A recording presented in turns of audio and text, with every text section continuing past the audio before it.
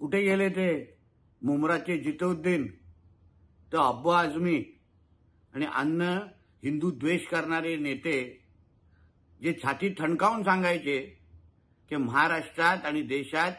लव जिहाद सारखी गोष्टच नाही, धर्मांतर हे प्रकार काहीच होत नाहीत, आता कुठल्या बुरख्याखाली लपलेले आहेत. उरणच्या माझ्या त्या भगिनीवर त्या जिहाद्यांनी जे अत्याचार केला,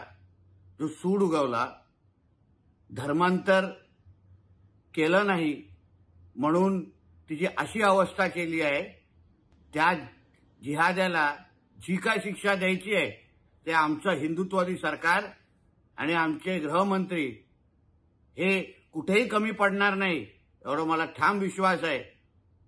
पण हिंदू समाज ह्या गोष्टीचा बदला निश्चित पद्धतीने घेईल हे या जिहाद्यांनी लक्षात